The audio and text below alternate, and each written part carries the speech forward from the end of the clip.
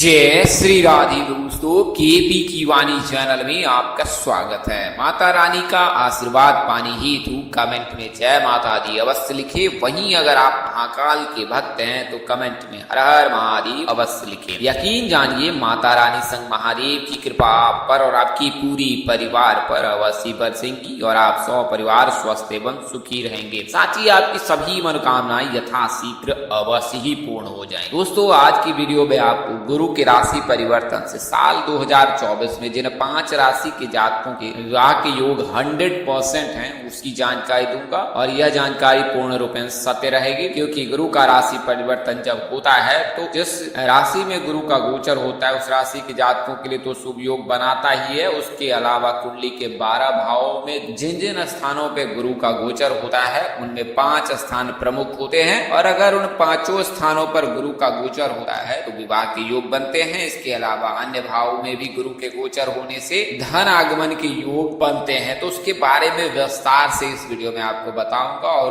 5 भाग्यशाली राशियों के बारे में भी बताऊंगा जिनके साल 2024 में विवाह के 100% योग है और जिनके धन के योग है उसकी भी जानकारी दूंगा। तो इसके बारे में पूरी जानकारी दूंगा। उससे पहले आपको बता दूं कि अगर आप मेरे चैनल पर पहली बार विजिट कर रहे हैं तो चैनल को सब्सक्राइब कर ले, साथ ही बेल आइकन को प्रेस करना ना भूले ताकि आपको सभी प्रकार की जानकारी सर्वप्रथम प्राप्त हो। दोस्तों, यह एक ऐसा चैनल है जिस पर केवल और केवल विवाह, सगाई और शादी से संबंधित जानकारी दी जाती है और इसमें किसी भी प्रकार का कोई फेरबदल न किया जाता है और न ही असत्य जानकारी दी जाती है। विभिन्न प्रकार के पंडितों, ज्योतिषों और प्रकांड जो ज्योतिषाचार्य हैं उनके अध्ययनों के आधार पर आपको यह जानकारी दी जा रही है। तो आपको बता दें कि अगर आपकी शादी में अड़चने आ रही है, शादी तय होने के बाद टूट जा रही है या शादी में किसी न किसी वजह से व्यवधान आ रहा है, आप परेशान है, आपके घर वाले परेशान है, इसके बावजूद भी बात नहीं बन पा रही है, आपने ज्योतिषों से सलाह ली है, फेस रीडिंग से सलाह ली है, टैरोट कार्ड से सलाह ली है,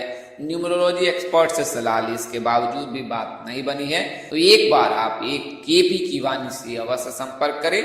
हमारा संपर्क नंबर 8582183567 है, 8521835670। तो इस नंबर पर आप संपर्क कर सकते हैं और विवाह संबंध की जानकारी प्राप्त कर सकते हैं। इसमें आपको न केवल यह जानकारी दी जाएगी कि आपकी शादी कब होगी और क्यों देर हो रही, बल्कि इसमें आपको आपकी शादी कब होगी, कहाँ होगी, कैसे होगी, किससे होगी, किस दिशा में होगी, कितनी दूरी पर होगी, किस लाभ से होगी, किस राशि से करनी चाहिए, जीवन साथी का रंग, रूप, स्वरूप, स्वभाव और उनका करियर कैसा होगा, आपका करियर कैसा रहेगा, अगर आप लव मैरिज करना चाहते हैं तो माता पिता की सहमति मिलेगी कि नहीं मिलेगी, ससुराल में घर द्वार कैसा रहेगा, सास ससुर का स्वभाव कैसा होगा, पति कितना पढ़ा लिखा होगा, सरकारी नौकरी वाला होगा, प्राइवेट नौकरी वाला होगा, निजी संस्थान में कार्यरत होगा या खुद का कारोबार होगा, उनके परिवार कारोबारी होंगे, इसके अलावा घर द्वार कैसा होगा, संतान योग, राजयोग, भाग्य योग, भाव योग, महादशा के आधार पर आने वाला समय उनका कैसा रहने वाला रहेगा। इसके अलावा आपकी जो है महादशा के आधार पर आने वाला समय आपका कैसा रहने वाला रहेगा, कौन सा ग्रह अस्त है, कौन सा उदय है और किन योगों के चलते आपके भाग्य के दरवाजे खुले हैं या फिर आपको परिश्रम करना पड़ सकता है या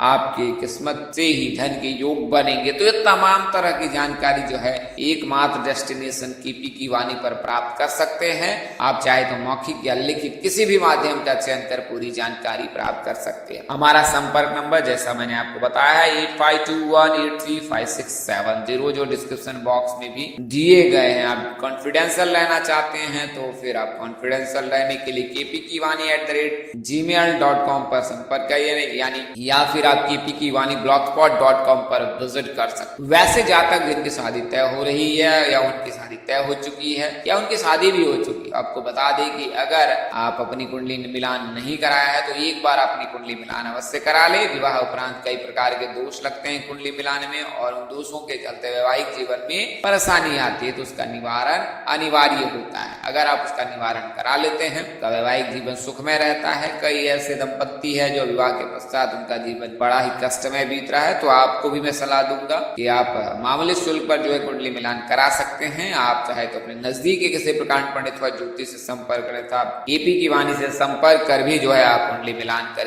पूरी जानकारी प्राप्त कर सके। तो हमारा संपर्क नंबर वही है और मामूली शुल्क पर आपको पूरी जानकारी मिल जाएगी। आइए अब वीडियो में आगे बढ़ते हैं। तो जैसा मैंने आपको बताया कि गुरु का राशि परिवर्तन तब होता है जब गुरु एक साल किसी राशि में गोचर कर जाते हैं। सामान्यतः एक साल गुरु राशि में रहते ही हैं, और जब गुरु का राशि परिवर्तन होता है, विभिन्न प्रकार के राशि जो 12 राशियां उनमें गुरु का गोचर होता है, तो जिस राशि में गोचर होता है उस राशि के जातकों के भाग्य के दरवाजे खोलने जैसा रहता है। इसके अलावा अन्य राशियों पर भी इसका शुभ प्रभाव पड़ता है। गुरु ऐसा ग्रह है जो अगर भाव में बैठ जाता है तो अशुभ ग्रहों को जो है वो समाप्त कर जाता है, यानी उसके प्रभाव को समाप्त कर देता है। हालांकि राहु केतु के साथ रहने पर जो है यह गुरु चांडाल दोष बनाता है, तो ऐसी परिस्थिति में सभी शुभ कार्य जो है समाप्त हो जाते हैं। उसके लिए तत्काल ही जो है पूजा या निवारण अनिवार्य होता है। उसके पश्चात ही जो है सभी शुभ कार्य बनने लगते हैं, अन्यथा आपको इंतजार करना पड़ता है और उसमें परेशानी का सामना करना पड़ता है। तो ज्योतिष हमेशा ही गुरु को मजबूत करने की सलाह देते हैं। अगर आप कैरियर को लेकर परेशान है, कैरियर संबंधी किसी भी प्रकार की जो है परेशानियों का सामना करना पड़ रहा है, कारोबार में चल रहा है, तो ऐसी परिस्थिति में आपको गुरु की पूजा करनी चाहिए, गुरु को मजबूत करना चाहिए। अगर आप विवाहित हैं, आपकी धर्म पत्नी को गुरुवार का व्रत करना चाहिए। अगर आप अविवाहित हैं तो फिर भगवान विष्णु जी की पूजा उपासना अवश्य करें, इससे गुरु मजबूत होता है। पीले रंग के कपड़े जो है गुरुवार के दिन पहने, इससे भी जो है गुरु मजबूत होता है। गुरुवार के दिन बाल नाखून न कटाए, ना ही साबुन शैम्पू का इस्तेमाल करे, कपड़े ना धोएं। इसके अलावा घर में पोछे भी न लगाए, अगर लगाते भी हैं केवल झाड़ू लगा ले और उस पानी में नमक जो है मिलाकर वो जो है घर में छिड़काव करे। इससे भी जो है वास्तु दोष दूर होता है और गुरु से नकारात्मक शक्तियों का जो है अंत हो जाता है। तो आप इन विभिन्न उपायों को कर सकते हैं। इसके अलावा आपको बता दें कि संतान प्राप्ति के लिए भी गुरुवार का व्रत करने का विधान है। अगर संतान प्राप्ति में देर हो रही है, किसी कारणवश इसमें जो है परेशानी आ रही है, तो आप गुरुवार का व्रत अवश्य करें। हालांकि गुरुवार का व्रत शुक्ल पक्ष के प्रथम गुरुवार से ही करना चाहिए। और वर्तमान समय में चूंकि चतुर्मास चल रहा है, तो इस समय कोई भी शुभ कार्य नहीं किए जाते हैं, तो वर्तमान समय में तो गुरुवार का व्रत प्रारंभ ही न करें। ये जब देव उठान एकादशी के पश्चात जो है शुक्ल पक्ष के प्रथम गुरुवार से जो है आप गुरुवार का व्रत कर सकती हैं, तो उस समय से गुरुवार का व्रत करें। और गुरुवार का व्रत करने से न केवल गुरु कुंडली में मजबूत होता है, इससे सूर्य भी मजबूत होता है, मंगल भी मजबूत हो जाता है। और ऐसी परिस्थिति में जातक के कैरियर कार्य और कारोबार को नया आयाम मिलता है। उनमें किसी प्रकार की परेशानी होती है तो परेशानी दूर हो जाती है। तो गुरु जो है संतान के योग है, गुरु के योग है, भाग पिता के योग कारक माने जाते हैं और कैरियर कारोबार के भी कारक माने जाते हैं। गुरु के मजबूत रहने से लड़कियों की शादी शीघ्र हो जाती है। गुरु कमजोर रहने पर न केवल शादी में देर होती है बल्कि कैरियर कारोबार में भी परेशानी आती है। सुख संपत्ति जो है वो प्राप्त नहीं होता है या उससे वंचित रहना पड़ता है जातक को, तो गुरु का मजबूत रहना अनिवार्य है। आइए अब मैं आपको उन 5 भाग्यशाली राशियों के बारे में बताता हूँ। पहले मैं आपको ग्रह राशि परिवर्तन की जानकारी देता हूँ। तो जैसा कि आपको पता है कि मेष राशि में गुरु का गोचर साल 2022-23 में हुआ था और वर्तमान समय से जो है गुरु का गोचर मेष राशि में है और अगले वर्ष यानी कि आगामी 1 मई 2024 को जो है गुरु गोचर कर जाएंगे वृषभ राशि में। और जब वृषभ राशि में गुरु का गोचर होगा तो वृषभ राशि के जातकों के शुभ योग बनाएगा। और वृषभ राशि के जातकों के न केवल 1 मई 2024 से बल्कि 16 मई 2025 तक शुभ योग बनेगा। वर्तमान समय में गुरु जो है वृषभ राशि के 12वें भाव यानी कि द्वादश भाव में विराजमान है। और जब द्वादश भाव में गुरु का गोचर होता है या विराजमान होते हैं तो फिर आध्यात्मिकता की वजह से जो है इस प्रकार की परेशानियों का सामना करना पड़ता है क्योंकि विवाह के योग नहीं बनते हैं। तो वर्तमान वर्ष में जो है वृषभ राशि के जातकों के लिए विवाह के योग की संभावना बहुत ही कम है। अगर आप वृषभ राशि के जातक हैं तो आपके विवाह में भी देर हो सकती है। हालांकि अगले वर्ष यानी कि 1 मई 2024 के पश्चात जो है आपके विवाह के 100% योग हैं। कुल मिलाकर के अगले साल जो है प्रथम राशि जो है वृषभ राशि, क्योंकि इनके लग्न भाव में जो है गुरु का गोचर होगा और जब गुरु का गोचर होगा तो इनके लिए भाग्य के दरवाजे खुलने जैसा होगा और सभी दिशाओं में जो है इनको मान सम्मान मिलेगा, पद प्रतिष्ठा में वृद्धि होगी और ये परिणय सूत्र में भी बनेंगे। प्रेम प्रसंग में पढ़ने वाले जातक के लव मैरिज के भी योग बनेंगे। वृषभ राशि के जो जातक होते हैं उनके राशि स्वामी जो होते हैं शुक्र होते हैं और इनके जो आराध्य होते हैं वो भगवान भगवान गणेश होते हैं और भगवान गणेश की पूजा करने उपासना करने से इनके सभी बिगड़े काम बनने लगते हैं। तो वृषभ राशि के जो जातक होते हैं शुक्र का जो है और गुरु का जब गोचर होगा, इनके राशि स्वामी स्वयं शुक्र है, तो इससे जो है इनको सुख की प्राप्ति के योग बनेंगे और साल 2024 में जो इनके विभाग के 100% योग बनेंगे। बात करें दिशा की तो दक्षिण दिशा इनके लिए शुभ होता है। बात करें नाम अक्षर की तो पी नाम के जातक, एस नाम के जातक, जी नाम के जातक, वी नाम के जातकों से जो वर्तमान समय में जो है विवाह के योग बन रहे हैं, यानी कि इनमें से किसी एक जातक के साथ आप कन्या सूत्र में बन सकते हैं। विवाह प्रस्ताव दक्षिण दिशा से आ सकता है या दक्षिण दिशा में विवाह प्रस्ताव लेकर जाते हैं तो बात बनने की संभावना अधिक रहेगी। तो प्रथम राशि जो है वृषभ राशि, द्वितीय राशि जो है कर्क राशि है। चूंकि एकादश भाव में यानी कि प्रथम भाव में लग्न भाव में वृषभ राशि के जातकों के जो है गुरु का गोचर होगा और एकादश भाव में जो है फिर गुरु का गोचर होगा और एकादश भाव यानी कर्क राशि, तो कर्क राशि के जातकों के लिए भी शुभ योग बनेगा। गुरु जो है उच्च होते हैं कर्क राशि में। वर्तमान समय में शनि की ढैया चल रही है कर्क राशि के जातकों की कुंडली में, तो शनि की ढैया के रहने के बावजूद भी जो है अगले वर्ष जब गुरु का गोचर होगा तो उस समय में जो है एकादश भाव में जो है कर्क राशि के जातकों को देखेंगे और या उनमें विराजमान होंगे। जब तो कई ज्योतिष का मानना है कि एकादश भाव में अगर गुरु का गोचर होता है, उस पर दृष्टि बनाता है, तो उस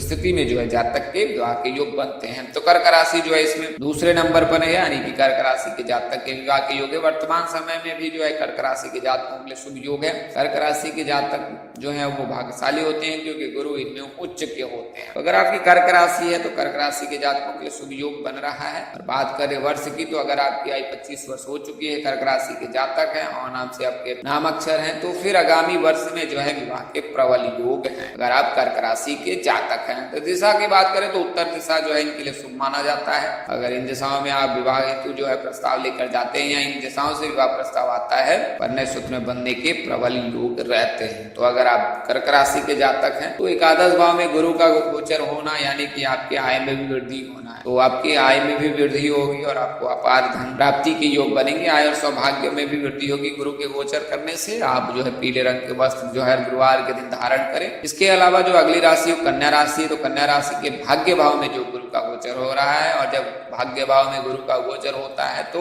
उस राशि के जातक के किस्मत के दरवाजे खुल जाते हैं। तो भाग्य भाव में वर्तमान समय में जो है गुरु का गोचर हो जाएगा तो कन्या राशि के जातकों के लिए शुभ योग बनाएगा। ऐसे जातक जो कन्या राशि के उनकी आयु अगर 27 वर्ष से अधिक है तो उनके लिए शुभ योग बन रहा है। और साल 2024 में 1 मई 2024 से लेकर 16 मई 2025 तक शुभ योग है। इसके अलावा केतु के गोचर होने से भी कन्या राशि के जातकों के लिए शुभ योग बन रहा है। दिशा की बात करें तो उत्तर दिशा कन्या राशि के जातकों के लिए शुभ रहने वाला है। इन दिशाओं से ही विवाह प्रस्ताव आ सकता है या अगर आप प्रस्ताव लेकर जाते हैं तो कन्या सूत्र में बंधने के प्रबल योग है, यानी कि इससे तय होने के 100% योग बनते हैं। बात करें नाम अक्षर की तो ई नाम के जातक, एस नाम के जातक, डी नाम के जातक में से किसी एक जातक के साथ आप कन्या सूत्र में बंध सकते हैं। तो ये जो है भाग्य भाव में कन्या राशि के जातक, एकादश भाव में कर्क राशि के जातक, लग्न भाव में जो है वो कर्क में वृषभ राशि के जातकों के लिए गुरु का गोचर हुआ है। इसके अलावा जो है पंचम भाव जो है वो वृश्चिक राशि, तो वृश्चिक राशि के जातकों के लिए भी शुभ योग बन रहा है क्योंकि जो है वृश्चिक राशि के जो सप्तम भाव में जो है गुरु का गोचर होगा और जब सप्तम भाव में गुरु का गोचर होता है तो उस वर्ष उस जातक के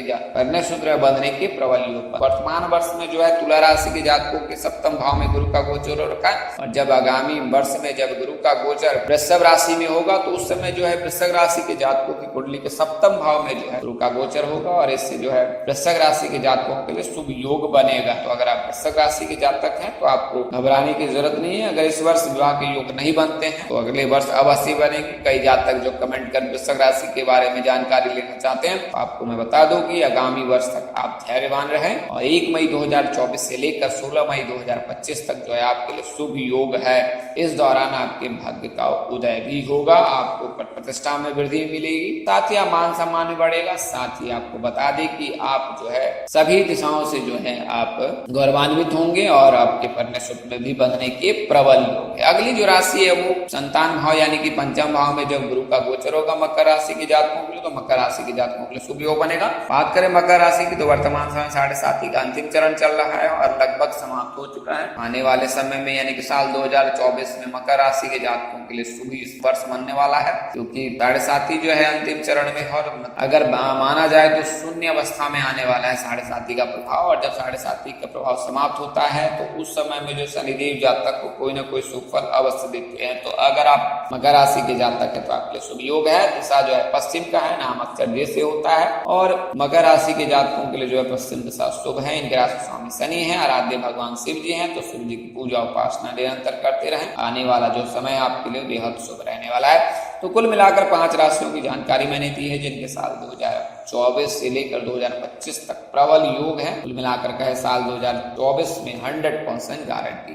हो जाएगा। तो आज के लिए इतना ही, अगले वीडियो में फिर मिलेंगे, तब तक के लिए मुझे इजाजत दें। आप जहां रहें मस्त रहें, स्वस्थ रहें, व्यस्त रहें। माता रानी का असीम कृपा पर बरसती रहे। परम पिता परमेश्वर आपको सद्बुद्धि, सद्मार्ग और आगे बढ़ने की शक्ति दे।